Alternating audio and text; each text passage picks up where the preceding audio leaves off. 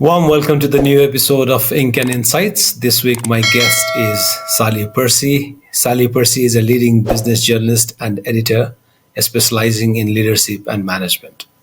She is also a leadership contributor to Forbes.com and a commercial copywriter, speechwriter, and a ghostwriter. She is the author of The Disruptors: How 15 Successful Business Defied the Norm, 21st Century Business Icons, the leaders who are changing our world, and Reach the Top in Finance, the ambitious accountant's guide to career success. She has also edited several business magazines, including Edge, the official journal of the Institute of Leadership in the UK. Percy has a degree in modern history from the University of Oxford. Sally, welcome to the Ink and Insights with Sumit Sharma Sumira, and thank you so much for your time. Thank you for having me. It's great to be invited. How have you been? Yes, good, thank you. Yes, going into winter here in the UK, so that's not so great. I prefer summer, but otherwise it's good. Right. Sally, let's talk about your recently released book, The Disruptors: How 15 Successful Business Defied the Norm. What is this book all about? So basically, this is a book about disruptive businesses. And it features businesses like TikTok, Tesla, A24, the film studio, Crocs, who make the shoes, Deciem, which is a beauty brand. And it's kind of looking at really, I suppose, the next generation of disruptive businesses after sort of the Apples, the Amazons and the Googles of the world, is looking at who's shaking up the business world today. What are they doing? What are their strategies for success? What makes them disruptive? Exploring their business models, those kind of things. Right. Sally, can you please elaborate further on why are they called disruptors at this point of time? I mean, they're called disruptors because they basically shake up the market that they're in, that they've gone into a market and sort of completely transformed the way perhaps people think about that market, or business models in that market, what consumers expect from businesses that operate in their market. So they've really kind of gone in and done things quite differently. Tesla's a very good example. I mean, essentially that's really like galvanized the electric car market. They kind of, what they've done is they've left a real lasting impact on their market. And kind of now other people look at them and sort of see them as, the market leaders and the pace setters because of what they do. Right. So how is it possible? What are the traits or qualities that these businesses have that sort of, that's kind of completely give them a different standing or say different posture? Why are they different from other businesses? I think one way they're different is they are kind of trying to one way they're different is they're trying to really tackle a big problem a lot of the time, and a really big problem. I mean, obviously Tesla is trying to tackle climate change. Beyond Meat, which I also feature in the book, that's also effectively trying to tackle climate change by producing plant-based meat.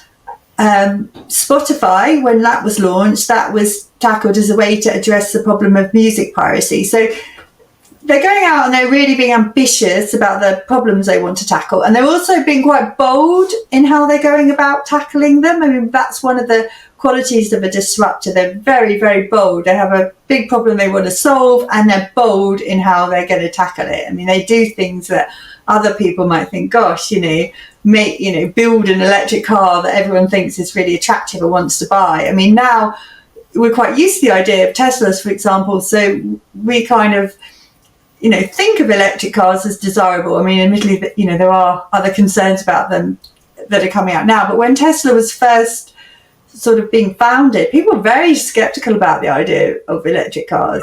They were thought they were quite ugly, poor batteries, low range. People just were like, well, why would you want an electric car when a combustion engine car does the job perfectly well? Well, polluting the environment, obviously, but people were very, very skeptical about them. And actually, what Tesla's done is they've really made electric cars quite mainstream. Whilst acknowledging, I don't think the electric car battles being really quite won yet, but they have made them very, very mainstream. So, I think there's that thing, there's a big problem, a big vision of what they want to do, and they're really quite bold in how they go out and do it. So I think those are three quite important qualities. I mean, the ones I've studied for my book, they were able to scale quite fast, and that was a lot to do with the fact that people recognised that they had good ideas, and therefore they were able to secure financial backing. So I think that's kind of quite an important differentiator. A lot of them use technology quite innovatively as well. Right. So that, you look at TikTok and Spotify, which both feature in the book. I mean, they're both really quite well known for their use of algorithms. So is Airbnb, uses algorithms to find good places to stay. So your technology is quite an important factor as well. Right. So, Sally, would I be wrong if I would say that the disruptors business in today's context are not only the one who are behind the financial gain, but are the one who in fact sort out the biggest problem in society and add value through sort of sorting out those kind of problems in society? Yeah, I mean, they do. That's exactly right. They add a lot of value because they tackle some of the sort of issues or problems that maybe other companies don't really want to tackle. Or in some cases, maybe they sort of solve problems you didn't realise that you had. Like TikTok, for example, with everyone thinking, oh, what we really need is a video platform where you watch 15-second videos.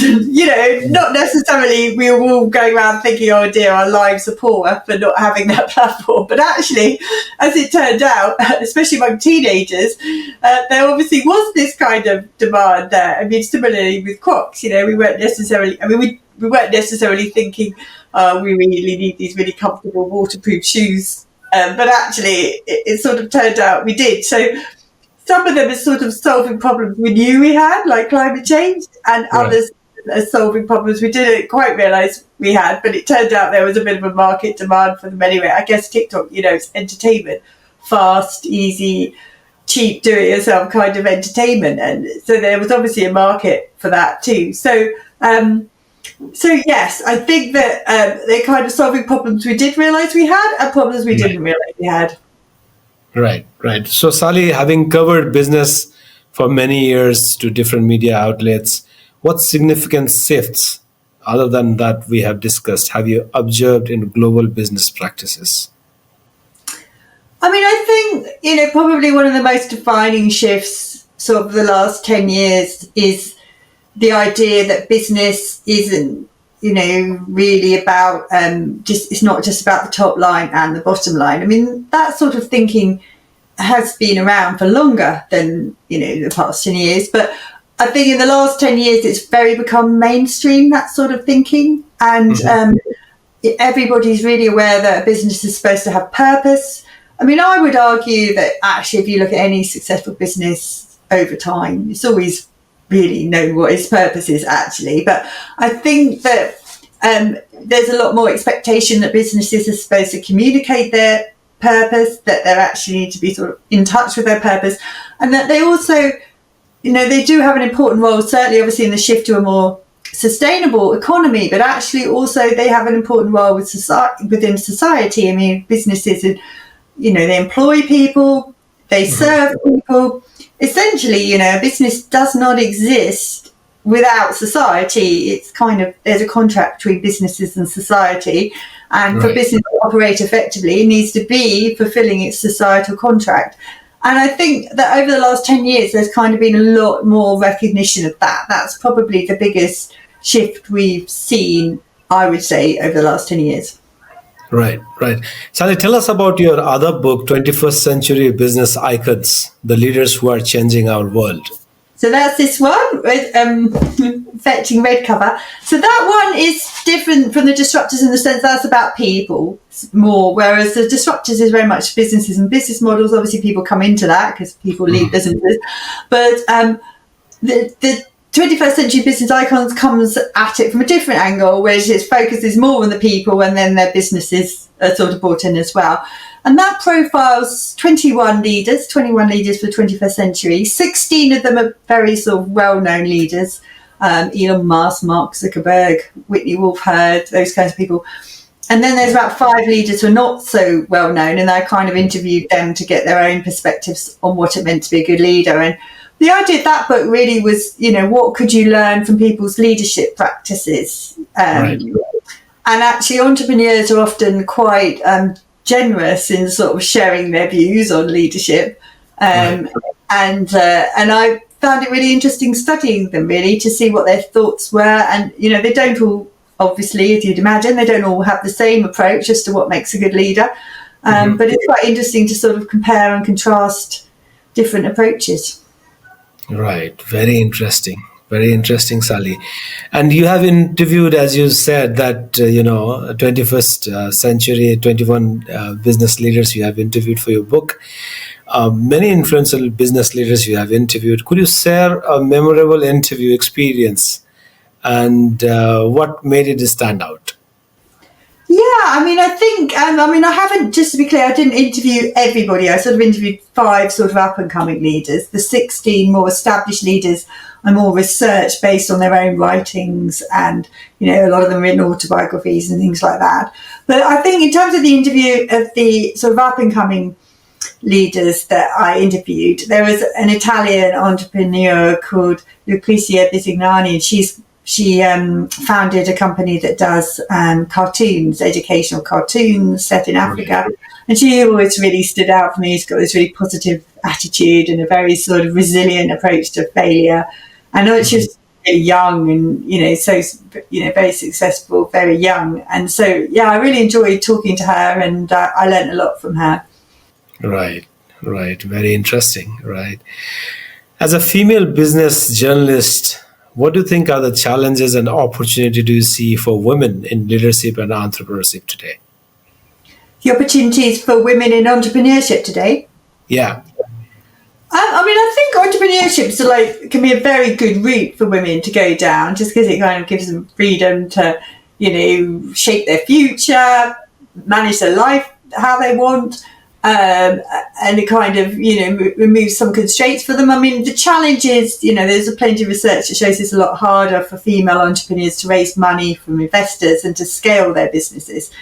So, I think it's both an opportunity for women, but probably harder to actually build and scale a really successful business. That said, I do feature women in 21st century business icons who have done that. I write about Melanie Perkins, who's the founder of Canva. And she basically built up that business from being really small to being, this great big global graphic design app. So, it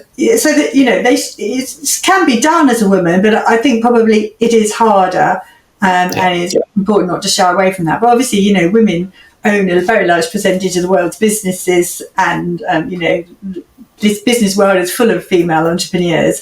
So it's great to see that. Right. How do you think the role of the media has evolved in shaping public perception of economic trends? Technically, I think obviously the media is supposed to be monitoring economic trends. I have a subscription to the Financial Times, and I read that every day, and that kind of helps me to have an understanding of kind of what goes on in the world. I think probably the media has helped with some of these things, like I've talked about with sustainability, and helping, making companies aware of the importance of their role in that. And obviously, media can be involved in calling out greenwashing or, anybody who's doing anything that they shouldn't be doing. There are obviously, there are a lot of forces at play in determining economic trends in the world.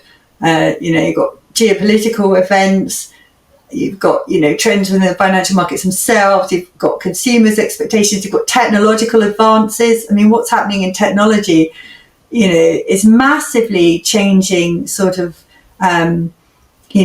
business and economic trends and things like that. So there's a lot economic trends are sort of, and of course demographics, that's the shape economic trends as well. So there's lots of different forces in play. I wouldn't say among all those forces the media is the most influential. I think it's got a part to play, but I think compared with some of those other forces, it's probably a smaller part. Right, right. You have touched upon this, technological development. What are your views on the growing influence of artificial intelligence in the business world, and how should businesses prepare for the future? Well, I mean, artificial intelligence, I mean, the short answer is that is it, it's an immensely powerful tool. The longer answer is that it's an immensely powerful tool that if you don't know how you're not using it properly, presents some huge risks. I mean, there's kind of, I mean, just to give a really simple example, this isn't a huge risk, but obviously I've written my books that you mentioned myself. But there's somebody who's done on Amazon, I don't know if it's still there, I believe it is, somebody's generated a biography of me that's completely fake. Oh my goodness. Yeah, it's completely fake. It's been just generated with algorithms, and it's on Amazon. I doubt anyone's bought it, but it's there. And I have actually complained about it to Amazon. I haven't taken it down. So I suppose, in a very simple way, there I am as a writer, spending many weeks of my life writing a book, and then Right. somebody is just, trying to be authentic and, as accurate as possible. And then someone else has just, whipped up a biography of me that's like 100% fake using algorithms. And I think that what that kind of shows, and I'm just using that example to highlight, is that, there's kind of, there's a danger, I suppose, that we can kind of go down this route of shortcuts with Right. AI. And actually, the reality is that you can be putting things out there that are wrong, that are completely fake. And actually, maybe there isn't really always a shortcut to sort of human endeavour, much as we'd like it to be. I mean, I would love to be able to program an AI tool for my next book and take all the hard slog out of it. Say, can you just write this for me? And, maybe I'll just review it at the end and touch it all up. But actually the workload involved with that of not being able to distinguish fact from fiction, in the end, be harder work than actually if I just sat down and wrote the book myself. And I think that's one of the challenges people finding with AI, that trying to kind of supervise it, make sense of the results is so much hard work that people think, maybe it's not even worth going down that route in the first place. But all that being said, obviously, it's an immensely powerful technology, and if it can be used wisely, quite transformative. Right, right. Sally, you had, or in fact, you continue to write quite often on management and leadership. The management itself. How should we understand management at this point of time? Because I think the concept itself has evolved over a period of time, right? Yeah, I mean, I suppose it, depends how you personally want to define management. I suppose, I probably see it as management is kind of motivating people to achieve something and to get the best results. I mean, that's probably how I would see management Right. as being. And I think the sort of motivating bit is really important. Rather than cracking the whip, it's kind of, management is like motivating people, inspiring people. You've got a vision you want to achieve.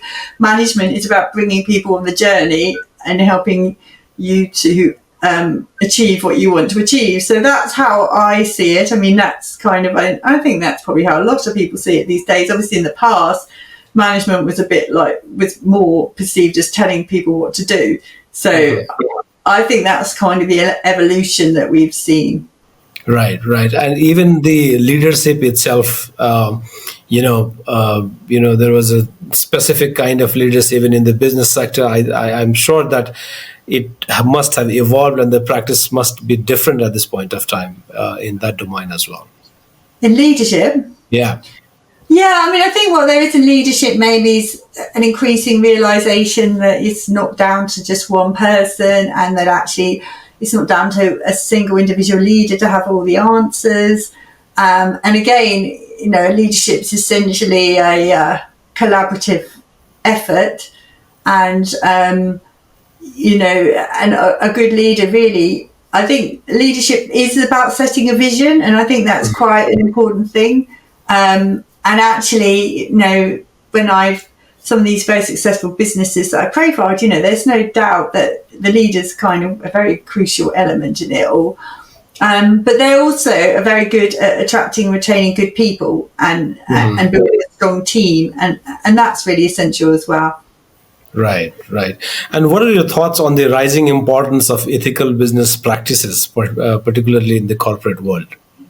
Well, I think it's really important businesses are ethical, without a doubt. And I think, because I think trust is key. I mean, we live in a world where I think, there are a lot of issues with trust now. People don't know who to believe, what to believe. And, and this is obviously being perpetuated by things like AI, as I mentioned.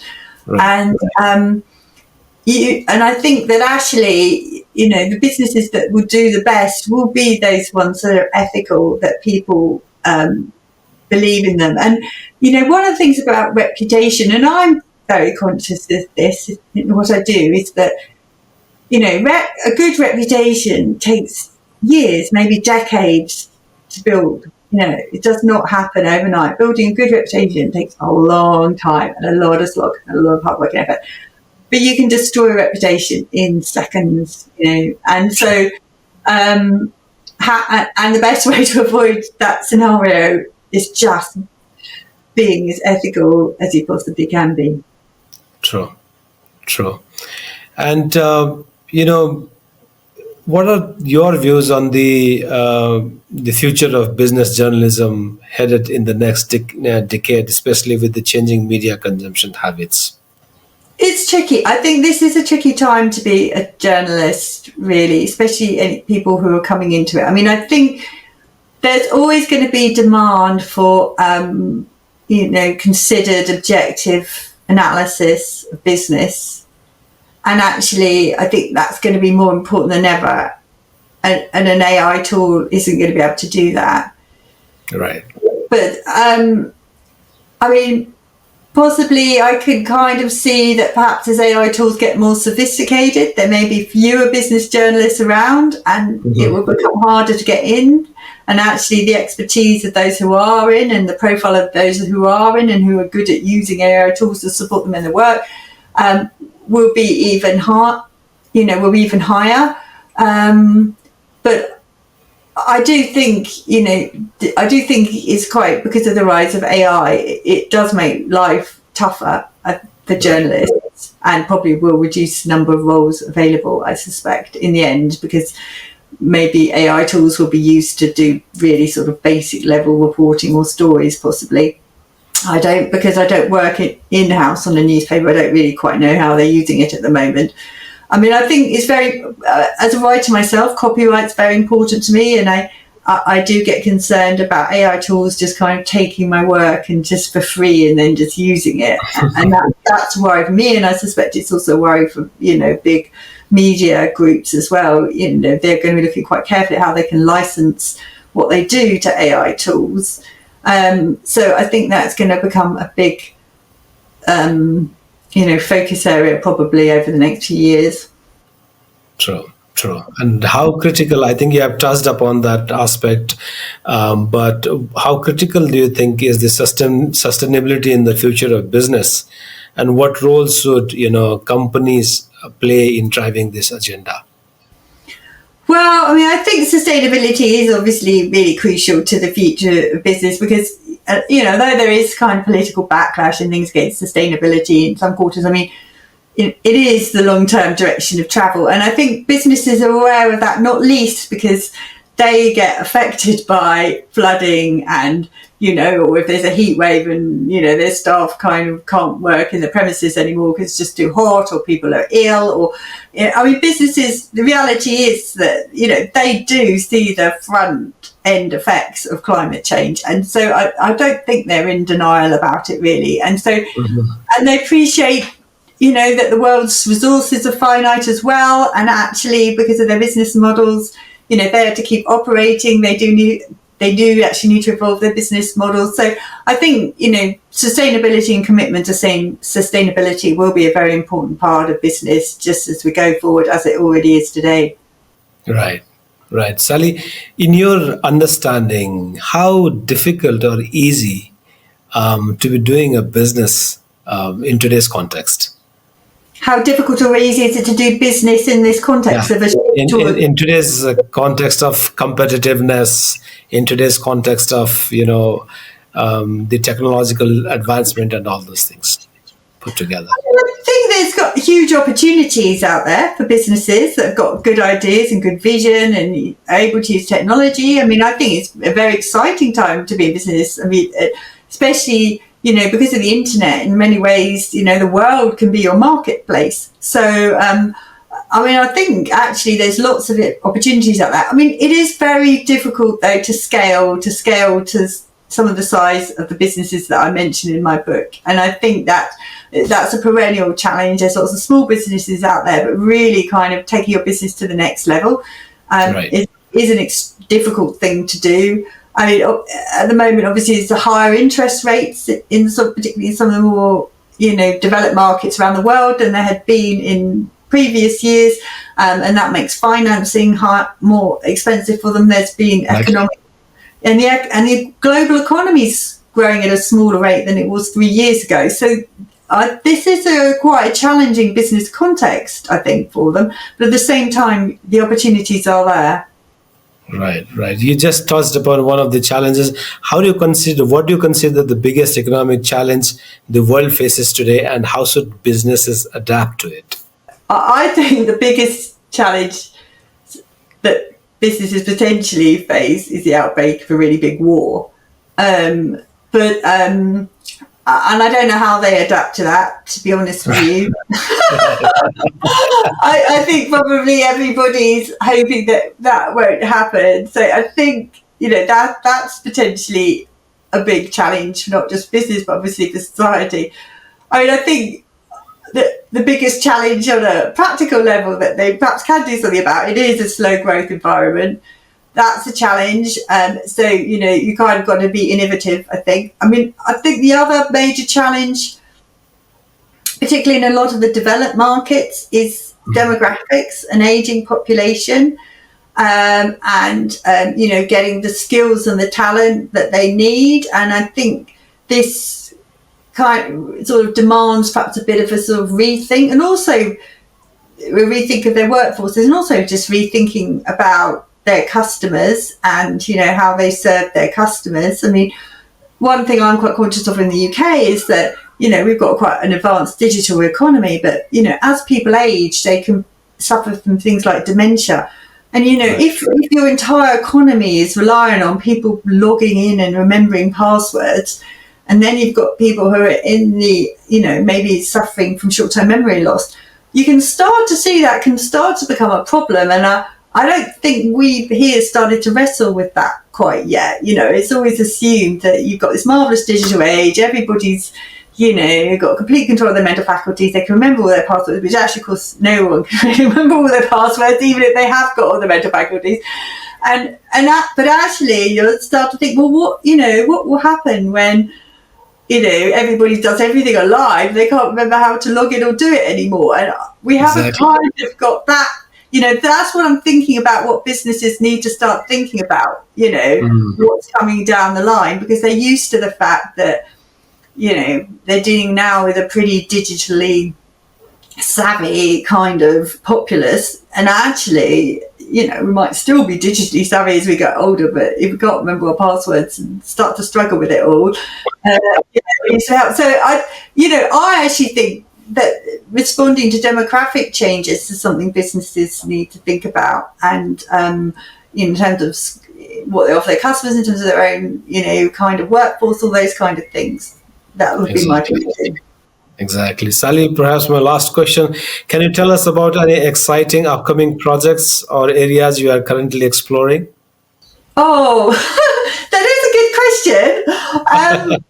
I'm kind of currently having a slight break because I did the 2 books back to back 2 years in a row. So at the moment, really just kind of focusing on doing Forbes and, kind of supporting some of my clients. But I'm kind of kicking around a few ideas for the next book. So I expect there'll be probably one will come along before too long. Right. Sally, on that note, I would like to wish you good luck for your future and whatever you are doing. Thank you.